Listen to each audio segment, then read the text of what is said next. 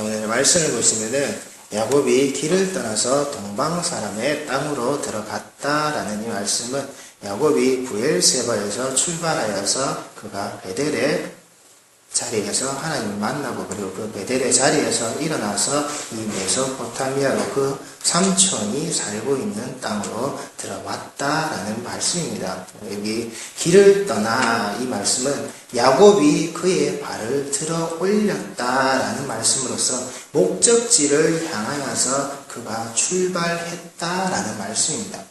그런데 이 야곱이 출발했다라고 하는 이 야곱의 목적지가 되었다라고 하는 것은 브엘세바에서 출발하여서 베델을 거치고 메소포타미아로 들어가는 메소포타미아가 그 삼촌의 집이 그 야곱의 최종적인 목적지는 아닙니다.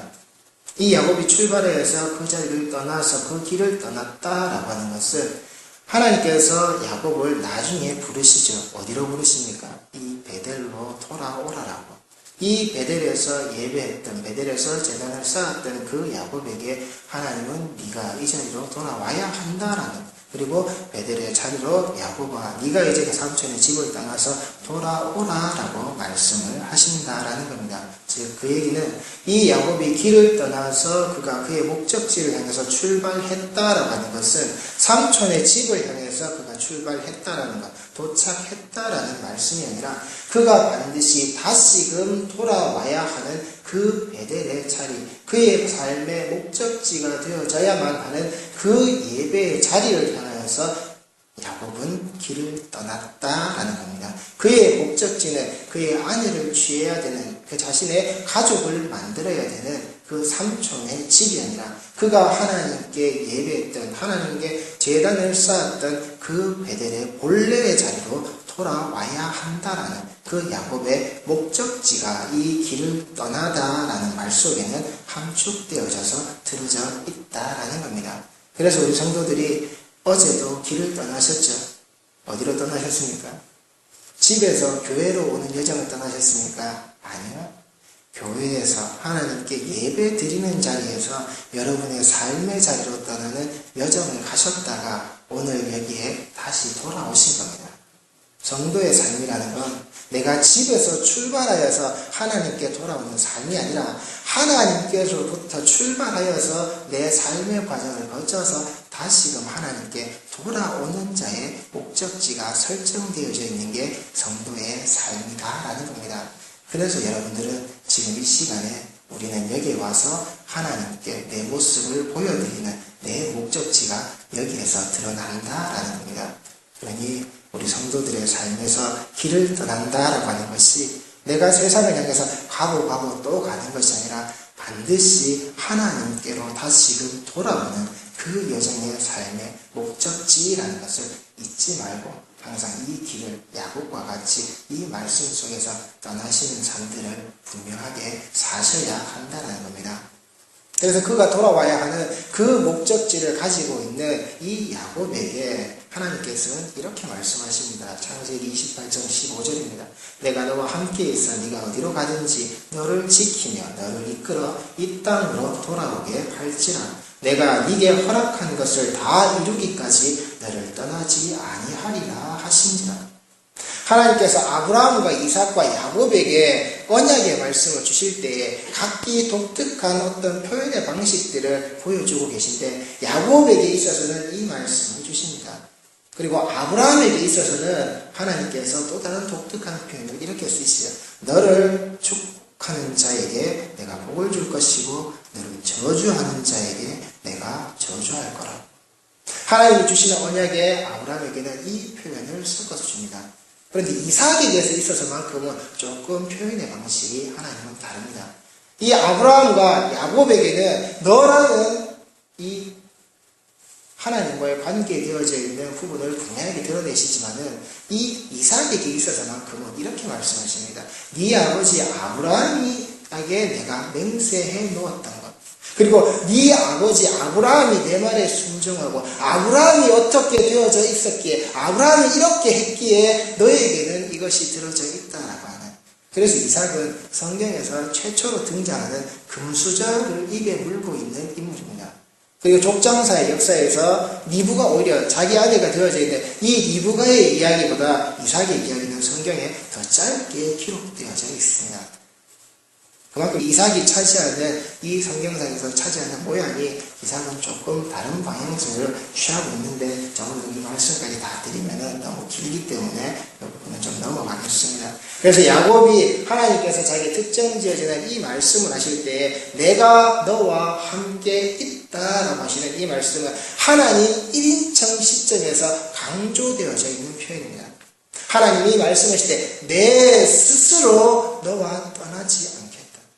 내 스스로가 너라는 야곱, 내가 지금 이 언약을 주고 있는 너 야곱과 내가 떠나지 않겠다라고 하나님 스스로가 하나님 자신을 지칭하시는 강조적인 표현이 이 말씀 속에는 들어져 있습니다. 그래서 이 내가 너와 함께 있다라는 이 표현은 우리가 계속 써고 제가 말씀을 한번 자주 드렸을 겁니다. 임마누엘이라고 하는 그 광범위적 표현과는 조금 더 한 발자국 더 나가서 그 지칭되어져 있는 대상에게 더욱더 밀접하게 하나님께서 하시는 말씀이다라는 겁니다.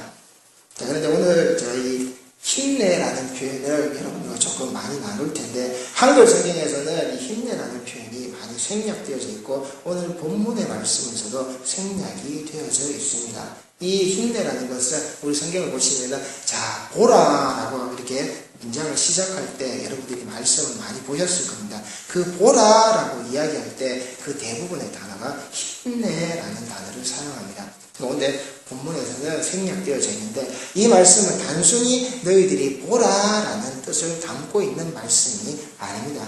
이 말씀 속에 지금 오늘 본문에서 나타내고 있는 것은 야곱아 너와의 언약은 내가 반드시 실현시킨다. 그러니 앞으로 네 삶에서 그리고 지금의 삶에서 네가 낙담하지 말고 너는 계속 가라라는 그 뜻을 함축해서 힘내라는 단어를 사용합니다. 이 하나님 편에서 사용하시는 이 말씀은 반드시 야곱이 들어야 되고 하나님이 분명히 하시는 말씀이다라는 겁니다. 그리고 이 야곱의 편에서는 그가 있는 바로 거기에서 그가 분명히 들어야 하는 야곱이 분명히 들어야 하는 하나님의 음성, 하나님의 말씀이었고 그리고 들은 그 말씀대로 반드시 행해야 한다라는 것을 하나님의 힘내라는 단어 속에서 야곱에게 말씀을 하신다라는 겁니다. 왜 야곱에게 하나님께서는 이런 말씀을 하셨을까요? 그 당시 고대 근동에는 나그네 환대법이라는 게 있습니다.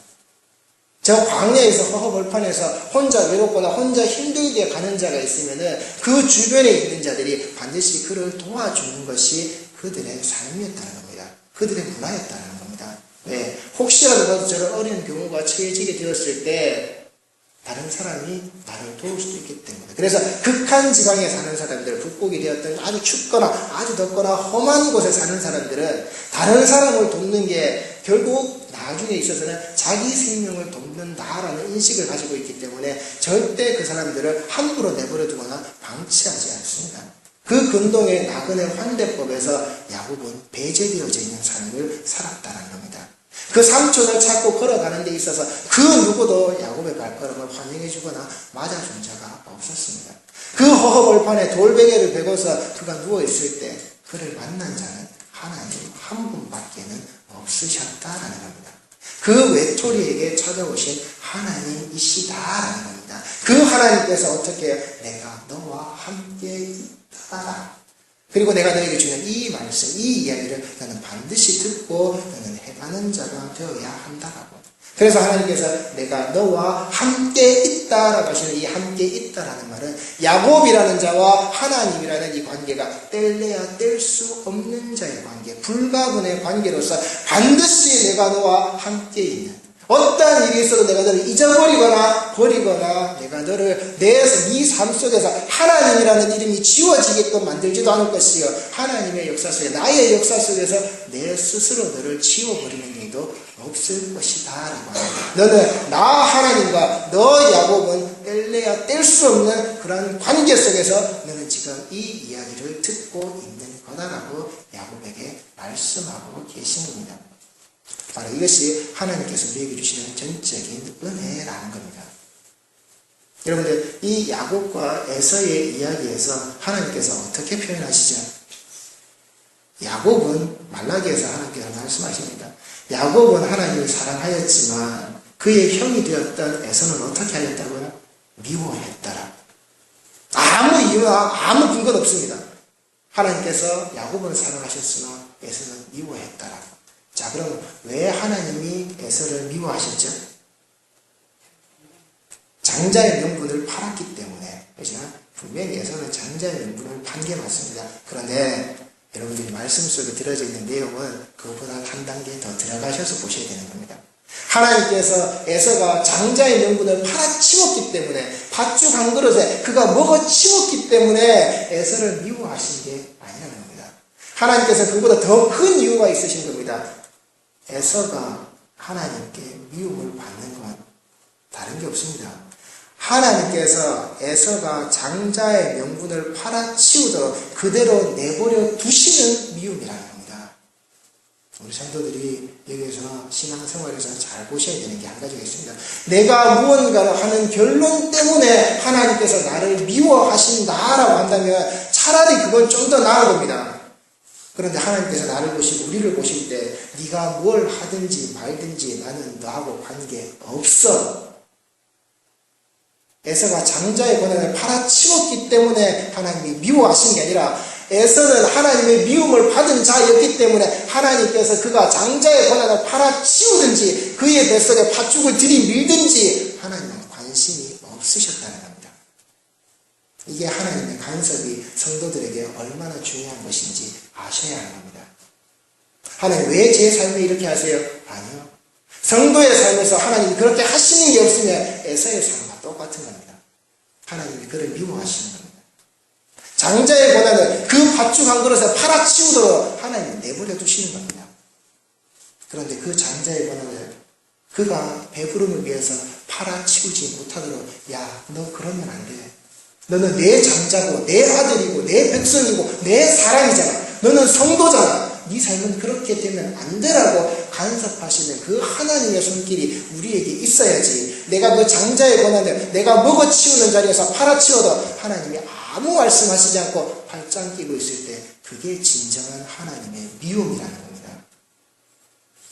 우리 성도들이 받는 사랑은 그런 야곱 같은 사랑이 되어져야 하고 에서와 같은 미움이 되셔서는 안 되는 겁니다.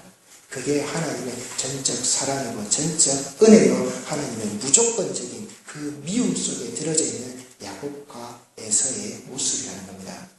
우리 성도들은 그 전적 은혜 안에 살아가시는 자들이 되셔야지 하나님이 생각하시고 하나님의 계획 안에 있는 무조건적인 미움받는 대상들은 절대 아니라고 하는 사실, 그게 그리스도가 우리에게 주신 십자가의 능력이라는 사실입니다. 그 능력 꼭 가지시고 이 전을 향해서 하나님의 말씀을 자리를 향해서 매일매일 돌아오시는 그게 우리의 삶이다라는 겁니다. 그러면서 하나님께서는 내가 너와 함께 있으면서 너를 지킨다라고 말씀을 했습니다. 이 지킨다라는 것은 내가 너에게 지대한 관심을 가지고 있다라는 겁니다. 내가 너를 그냥 볼 때 이렇게 그냥 쳐다보고 있는 자가 아니라 너는 나의 관심의 대상이라는 겁니다. 내가 너를 사랑할 수밖에 없는 너는 나의 관심자라는 겁니다. 여러분들이 우리가 지금 뭐 텐들 작정하시고 전도하신다고 할 때 다른 거 필요 없습니다. 하나님께서 우리에게 주신 이 말씀 그대로를 여러분들이 가지고 계시면 되는 겁니다. 내가 당신에게 하나님이 나에게 관심을 가지고 계시던 그 관심을 내가 당신에게 흘려보내고 있다라고 하는 것. 그게 당장의 열매가 되지는 않을 수도 있습니다. 그러나 반드시 야곱이 하나님께로 돌아왔듯이 그 관심이 야곱에게 있었듯이 그 관심이 정말 그게 하나님의 관심이고 하나님의 사랑이 맞다면 여러분들이 작정하신 그 사람들은 하나님께 반드시 돌아오게 될 겁니다. 그러니 여러분들이 말씀 속에서 힘을 가지시되 하나님이 나와 함께 하시고 나를 지키시는 이 모습이듯이 내가 작정하는 그 자들이 하나님께서 그렇게 하신다면 하나님께서는 반드시 그도 사랑하실 줄을 믿고 그들에게 이번에 안 되더라도 다음에도 그리고 그 다음에도 이 말씀 속에서 그들과 함께 하시기를 바랍니다. 그 지대한 관심을 가지고 있는 그 자를 하나님은 어떻게 하신다고? 떠나지 않는다고. 내가 내 스스로 너를 버리지 않을 것이다. 그런데 그 말씀을 하시면서 하나님은 어떻게 하셨죠? 바로 네가 있는 이 자리로 너를 돌아오게 만들 거다. 여기 돌아온다라는 이 말에는 반드시 그 장소로 다시금 돌아온다라는 뜻도 있지만은 이 단어가 히브리어 뜻의 슈브라는 단어입니다. 슈브는 저희들이 말할 때 회개의 단어로 사용하는 말입니다. 즉, 이 내가 너를 떠나지 않고 너를 돌아오겠다라고 하는 것은 야곱이 그 삶에서 너는 반드시 네 삶에서 깨우쳐야 하는 바의 방향성대로 내가 너를 끌고 오겠다라는 겁니다. 자, 하나님이 라반의 집에서 야곱을 부르셨습니다. 야곱이 바로 이 베델로 향해서 돌아왔습니까? 아니라는 겁니다. 그는 그의 좋은 장소에 머물러 있었습니다. 그때 어떤 일이 발생했죠? 딸 디나가 강간을 당하는 사건이 발생했다라는 겁니다. 자, 그리고 하나님께서 라반의 집을 떠나서 그리고 그의 돌아가야 그 자리를 가야 할 때 그는 어디에 머물렀죠? 모든 식구들은 강을 건너가는 것을 그는 뒤에서 바라보고 있는 자리, 즉 우리가 하나님과 씨름했다고 하는 그 분이엘의 자리에 그는 머물러 있었습니다. 그때 하나님께서 어떻게 하셨죠? 야곱 가야 돼. 궁둥이를 툭툭 두드리셨나요? 아니요. 끝까지 매달려 있는 그를 어떻게 하셨죠? 그의 생명력이 되는 허벅지를 작사를 내셨다는 겁니다. 그리고 그를 절름발이를 만들어서 그를 걸어가게 하셨다는 겁니다. 잠깐 말씀을 드리겠지만 분이엘의 자리는 하나님께 끝까지 매달려서 기도한 자리가 아닙니다. 하나님께 강청하여서 그가 응답받았다라고 하나님을 이겨먹은 자의 기도의 자리는 아니라는 겁니다. 거기에 본문에는 하나님께 기도했다라는 내용이 없습니다. 야곱이 거기 있을 때 하나님 찾아오셨고 그와 씨름했다라는 것. 그래서 그의 생명력을 작사를 내시고는 그에게 가라고 하시는 겁니다.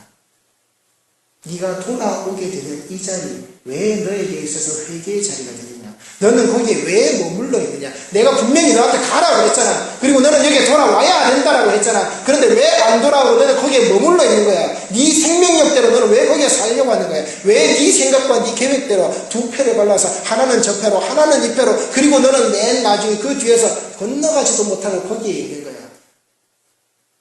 너와 맺어져 있는 이 약속을 내가 너와 함께 있다라는 것을 너는 잊어버렸냐?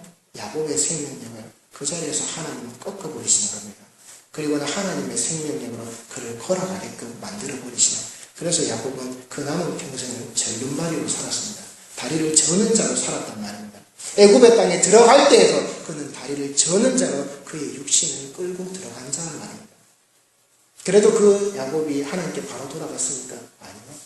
다시금 그가 머물렀을 때 그의 가정에는 그의 딸이 강간을 당하는, 그의 자식들이 어떻게 했습니까? 복수라는 미명 아래 사람들을 무차별하게 도륙하는 일이 그의 가정에서 벌어졌다는 겁니다.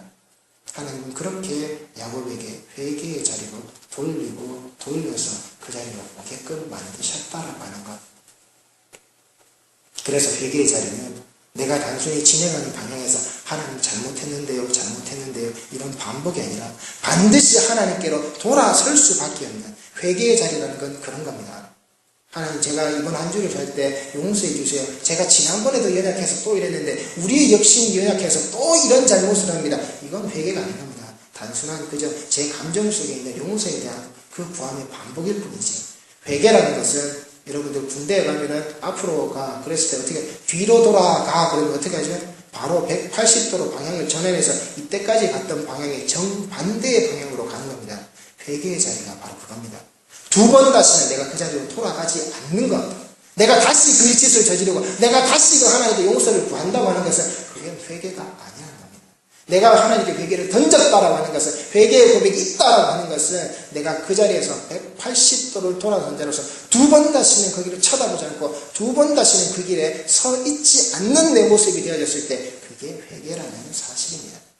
하나님은 야곱을 그렇게 끌고 오겠다라고 이 말씀 속에 던져놓고 계신 겁니다.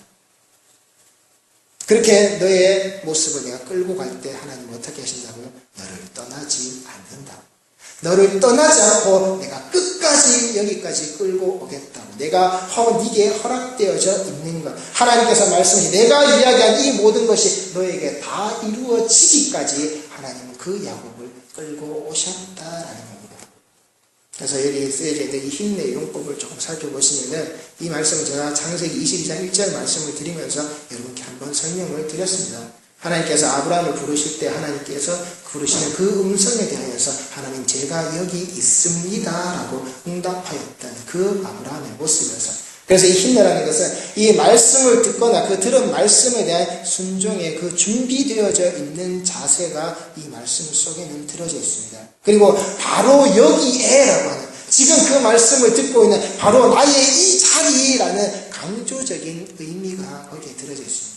그래서 그 말씀은 그 주의를 환기시키는, 네가 들어져 있는 운명의 장소고 네가 지금 들어져 있는 그 삶의 결정적인 장소, 그 결정적인 위치에 지금 네가 놓여져 있다라는 표현이 이 힘내라는 단어 속에 들어져 있습니다. 그래서 영어 성경을 여러분이 살펴보시면은 이 힘내라는 문법을 쓸 때 behold라는 단어를 씁니다. hold라는 단어는 잡다, 쥐다라는 뜻인데 그 본래의 뜻은 그의 어떤 특별한 장소가 되어지는 그 자리에서 지켜보다, 보호하다라는 뜻을 가지고 있습니다. 그래서 이것은 어떤 하나의 특정한 장소를 지칭할 때에 hold라는 단어를 과거에 썼고, 그리고 그 단어가 지금은 behold라는, 보고 있는 그 자리의 모습으로 쓰여져 있다라고 하는, 그래서 그냥 단순히 저희들이 영어에서 그냥 see나 look이라는 용법과는 조금 다른 모습으로 이 단어는 사용되어지고 있습니다. 특정 장소에 있는 그에게 하시는 말씀, 그 말씀을 하실 때 성경에는 힘내라는 단어를 쭉 사용하는데, 그 힘내라는 단어가 저희 이 번역되어져 있는 성경에서는 그 의미가 잘 드러나지 않습니다. 대부분 다 생략되거나 그냥 단순히 보라라고만 기록되어져 있습니다. 오늘 말씀을 다 살펴보시겠지만은 그 말씀 속에서도 이 힘내라는 문법은 대부분 생략되어져 있는 게 사실입니다. 말씀의 의미를 많이 가감을 시켜두었다는 거죠. 그렇다면 왜 하나님께서는 이 야곱에게 이 언약의 말씀을 하시면서 이 특별히 강조되어지는 그 말씀으로 야곱에게 던졌을 거예요. 아브라함과 이삭은 자손이 많았습니까? 야곱에게는 12아들이 있었죠. 그러나 아브라함에게는 하나밖에 없었습니다. 이삭 역시 어땠습니까? 둘밖에는 없었다는 겁니다. 즉, 그 족장서에서 이제 자손의 번성과 번창에 대한 하나님의 약속이 이루어지는 그 단계가 야곱에 이르러서야 이제 모든 후손들이 퍼져나가기 시작했다라는 건데, 이 야곱의 후손들, 그 12지파가 되는 12아들 속의 삶에는 하나님께서 그려놓으신 다른 그림이 들어져 있습니다. 야곱의 장자가, 12지파의 장자가 되는 야곱의 큰아들이 누굽니까? 르우벤이라고 하는 자입니다. 근데 르우벤이 그 장자의 지위를 계속 유지했습니까? 아니라는 겁니다. 그의 서모와 이 근친 상관의 문제로 인하여서 그는 장자권을 박탈당하게 됩니다. 레아에게 출생한 이 르우벤은, 그런데 그 장자권이 라헬에게 출생한 요셉에게로 넘어가게 됩니다. 그리고 영적 장자권을 계승한 자는 유다라고 하는, 예수의 족보에 편입되고 예수가 이 땅에 드러나게 만드는 그 유다의 모습이 이 야곱의 아들들의 삶에 들어져 있는데, 여기에서 이 장자권이 바뀌어져 버리는 것, 누구의 삶과 똑같이? 야곱의 삶과 똑같다는 겁니다. 그리고 이 야곱이 요셉의 아들을 축복합니다. 그의 인생의 말년에 그가 죽음을 앞두고 있을 때, 그때 성경에 어떻게 기록되어 있습니까? 그 요셉의 아들에 대하여서 장자와 차자에 대한 그 축복의 자리를 이 야곱은 어떻게 했죠? 어긋맞은 축복으로 그들에게 했다라는 겁니다. 요셉은 분명히 그 아버지에게 여기에 내 아들이 있습니다. 그랬을 때 장남과 차남의 자리를 하나님께 드러낼 때 오른편과 왼편에 분명히 세워뒀습니다. 그런데 야곱은 이렇게 축복을 했다는 겁니다. 차자의 머리에 오른손을 올리고 장남의 머리에 왼손을 올렸다는 겁니다. 이 어긋맞은 축복으로 그 자리를 바꿔버렸다는 겁니다. 그랬을 때 요셉이 말합니다. 아버지 이렇게 하시면 안 돼요. 요셉이 싫어했다고 했습니다. 똑바로 하셔야 된다 그랬을 때 야곱이 이야기합니다. 나도 안다. 나도 알지만 이건 하나님의 뜻이기 때문에. 이건 내가 하는 게 아니라 이렇게 되어지는 거예요. 장자와 차자의 자리가 바뀌어져 버리는. 그게 이 야곱이 가지고 있었던 신탁의 의미라는 겁니다. 큰 자가 작은 자를 섬기게 되는. 이 모습이 어떤 것에 담겨있느냐? 하나님께서 이 땅에 주신 첫 번째 아담, 실패한 그 아담의 모습이 아니라 두 번째 아담, 예수 그리스도로 말미암아 이 모든 일이 개성되어지는, 언약이 이루어지는, 구원의 자리로 끌고 가는 그 모양새를 그대로 드러내는, 예수를 드러내는 자리가 이들의 모습이었다라는 것. 이 장자권이 바뀐다라고 하는 것은 바로 그 예수를 드러내는 모습으로 성경에 기록되어져 있고, 야곱의 삶이 그랬고, 야곱의 가정 안에서 그 12지파 아래에서 그 자식들의 모습 아래에서 그 자식의 자식의 모습 아래에서 하나님의 모습이 이렇게 드러났다라고 하는 거예요. 그러면서 야곱은 이야기합니다. 요셉, 너희의 그 두 아들은 내 아들과 같이 내게 속한 자가 된다. 네 아들이 아니라 내 아들로서. 그래서 야곱의 두 아들은 하나님께 버림받는 자의 모습으로 되지만 요셉의 두 아들은 이스라엘의 12지파에 편입된 모습으로 나옵니다. 그래서 야곱의 12아들의 모습으로 이 애국 땅에는 들어가지만 출애굽할 때 12지파의 이름은 달리 기록됩니다. 그리고 그것이 요한계시록에 들어갔을 때는 다시 이 12지파가 하나님 앞에 회복되어진 모습으로 다시금 기록되어져 있다라고 하는 것. 그게 하나님께서 말씀하신 부속사의 여정 속에 들어져 있는 야곱의 모습이고 그 12지파의 모습이다라고 하는 것. 그리고 그 모습을 드러내시려고 할 때 가장 첫 번째 시발점에서 하나님은 힘내라고. 바로 네가 이 말씀을 듣는 이 자리가 그런 자리야. 시간이 좀 많이 가서 제가 그 이후에 기록되어진 말씀을 제가 조금 빨리 보고 넘어가겠습니다. 그리고 이후에 야곱이 하나님과 만나지는 그 모든 모습들에서 보면은 야곱이 사닥다리를 보게 되죠. 이게 사닥다리를 보게 되고 그 자리에 그 모습에서 하나님께 이 말씀을 들을 때에도 성경에는 공이 힘내라는 단어가 기록되어 있습니다. 그때 사다리를 보고 천사를 보고 하나님을 보았다라고. 그가 보고 보는 결국 종말점은 어디라고 해요? 하나님을 보게 만들기 위해서 야곱을 거기에 끌고 가시는 겁니다.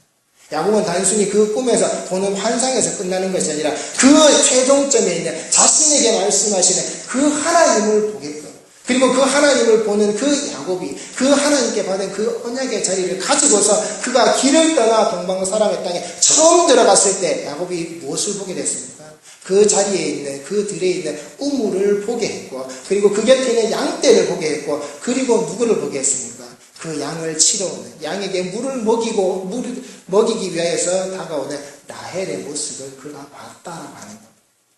하나님은 이제 네게 주어졌던 이 언약이 이 자리에서 성취되는 것을 너는 확실하게 알아라. 네가 보고 보는 것은 하나님을 보는 것이요, 네가 지금 너에게 보여주는 그 모든 것들이 네가 보고 보는 그 증거가 이 언약이 이루어지는 말이다라는 것. 그런데 이 모든 말씀들이 우리 한글 성경에서는 생략되어져 있습니다. 그 강조점에 대해서 많이 퇴색을 시켜뒀다라는 거죠. 그래, 창세기 29장 2절 말씀 보시면은 여기에 본즉이라고 되어 있는데, 여기에 나와 있는 본즉이라는 말은 정말 내 눈 그대로 봤다라고 하는 말입니다. 거기는 히브리어 와야르라는 단어를 쓰는데 이건 내 눈으로 봤다라는 겁니다. 하나님이 보라고 하는 힘내의 단어와는 달리 그 육신의 눈으로 그가 바라봤다라는 겁니다. 그가 그렇게 육신의 눈으로 바라봤을 때 뭐라고? 하나님이 보라고 하신 그 모든 것을 그가 깨달았다라는 겁니다. 그가 알게끔 하나님이 만드셨다라는 겁니다. 즉 하나님이 진행시키는 하나님의 역사는 반드시 우리가 알 수 있게끔 하나님은 두신다라고 하는 겁니다. 하나님의 말씀이 추상적으로 존재하는 게 아니라, 하나님의 말씀이 그냥 공허하게 맴도는 게 아니라 반드시 그 성도의 인생의 여정 속에는 하나님께서 보시게 하신다라고 하는 거예요. 그러니 그 말씀의 그 결과가 그 여정 속에서 성도는 반드시 아는 자가 되셔야 한다는 겁니다. 주머니에 손 꼽고 있는 게 아니라. 제가 조금 시간이 가더라도 한 가지 더 말씀을 드리면은, 아마 여러분들 지난주에 이렇게 세미나 하셨지만, 그죠? 여러분들 흑선탈만 기억하시면 안 됩니다. 자, 그런데 여러분들 그 말씀을 들을 때 그 칼에 대한 이야기 혹시 기억나세요? 은장도 기억나세요? 그런데 그 본문이 쓰여졌던 게 어디였죠? 에베소서 6장이었죠? 에베소서 6장은 항상 그 말씀 모든 것들이 기록되어져 있는 게 갑옷과 군인들이 입는 옷과 연결되어져 있죠. 갑옷이고 방패고 투구고, 그리고 그 칼을 이야기, 그 성령의 검을 이야기할 때. 그런데 제가 지금 말씀드리는 것은 그 본문을 가지고서 적용시키는 의미는 그렇게 사용할 수 있습니다. 그런데 그 본문에서 본래 말하고 있는 것은 로마 군인의 칼을 이야기하는 겁니다. 로마 군인들이 적군을 죽일 때 그 전쟁터에서 사용하던 그들이 만들어낸 그 칼을 이야기할 때 그 성령의 검이라는 단어를 쓴다는 겁니다. 그 얘기는 은장도와는 아주 다른 거죠. 은장도는 자기 자신을 지키기 위해서 짧은 그 칼이지만, 본래 성경에서 말씀하고 있는 건 군인들이 사용하는 전쟁터의 칼이라는 겁니다. 제가 왜 이 말씀을 드리느냐? 성경의 적용의 범주에 있어서 이 빌립보서에도 기록되어 있지만 예수를 드러내는 일이라면 그렇게 사용할 수 있습니다. 그러나 우리 성도들께서 성경을 알고 성경을 듣고 성경을 말하고 성경을 전한다라고 할 때는 반드시 그 의미, 원래 가지고 있는 본 뜻을 알고 그 말을 사용하셔야 한다는 겁니다. 그건 군인의 칼이지 은장도로 자신을 지키는 칼의 용도로 그 본문에서는 사용되지 않는다라고 하는 것. 그렇게 말씀 속에는 담겨져 있는 그 뜻들이 항상 들어져 있다는 겁니다. 네가 본다라고 하는 이 보는 게 육신의 눈으로서 하나님의 뜻을 아는 게 아니라 하나님의 뜻이 이미 심겨져 있는 것으로서 이 성도들이 알게끔 하시는 그 하나님의 모습. 자, 말씀을 내리면서 창세기 28장 15절에서 17절 말씀입니다. 함께 찾아보시겠습니다. 창세기 28장 15절에서 17절까지의 말씀입니다. 찾으셨으면 함께 읽으시겠습니다. 내가 너와 함께 있어 네가 어디로 가든지 너를 지키며 너를 이끌어 이 땅으로 돌아오게 할지라. 내가 네게 허락한 것을 다 이루기까지 너를 떠나지 아니하리라 하신지라. 야곱이 잠이 깨어 이르되 여호와께서 과연 여기 계시거늘 내가 알지 못하였도다. 이에 두려워하여 이르되 두렵도다. 이곳이여 이것은 다름 아닌 하나님의 집이요 이는 하늘의 문이로다 하고. 야곱이 여기에 그가 두렵다라고 하는 이 말은 하나님을 경외했다라는 겁니다. 제가 지난번에 이 하나님을 경외한다라는 말 뜻은 누군가의 말을 듣고 그 하나님의 말씀을 듣고 그 말에 순종하는 자의 상태를 되었을 때 이게 하나님께 대한 경외라고 그랬습니다. 지금 야곱이 두렵다라고 하는 것은 내가 하나님의 말씀을 들었다. 내가 듣고 들었다. 그래서 나는 그 하나님의 말씀에 대해서 나는 그 말씀을 들은 자로 그 말씀대로 행하는 자가 되어져야 한다라고. 그래서 야곱은 16절에 이렇게 고백합니다. 야곱이 잠에 깨어 이르되 여호와께서 과연 여기 계신 것을 내가 알지 못하였도다. 그래서 여기는 하나님의 집이요 여기는 하늘의 문이다라고. 오늘도 이 야곱과 같이 잠에서 깨어난 성도들은 하나님께서 여기 계시는 줄 반드시 아시고 그 하나님의 집에서 오늘 하루도 나가서 사시겠지만 다시금 여러분들이 하나님의 말씀에 순종되어지는 오늘 하루를 잘 사시고 이 전을 향해서 이 하나님의 집으로 돌아오시는 다시금 돌아오시는 그리고 이 하나님의 집에서 다시금 나가시는 그 말씀에 의한 바로 여기에서 사시는 그 삶, 이 힘내의 그 삶을 하나님의 말씀 속에서 항상 하나님을 두려워하고 그 말씀대로 동행해서 사실 수 있는 그런 귀한 성도들이 다 되시기 바랍니다. 기도하시겠습니다.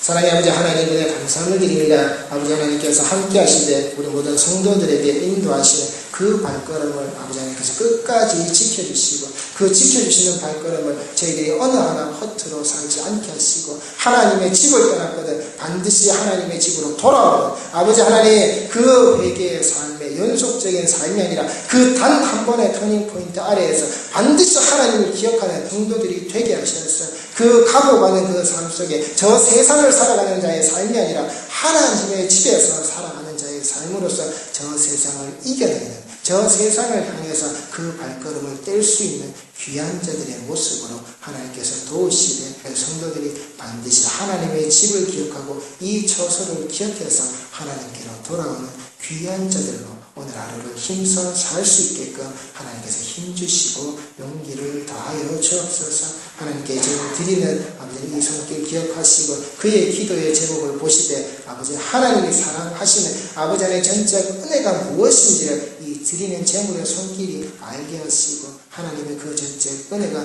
그 가정 안에 항상 가득하도록 하나님이 인도하여 주옵소서. 또한 오늘 하루도 먼 길을 나가는 자들의 발걸음이 있습니다. 운전을 하며 아버지 오고 가는 발걸음 속에서 힘들지 않게 하시고 육신이 곤고하지 않게 하셔서 항상 안전함으로 그 모든 길들이 하나님의 주시는 평안이 함께할 수 있도록 주여 도우시고 함께하여 주옵소서. 예수 그리스도 이름으로 기도드립니다.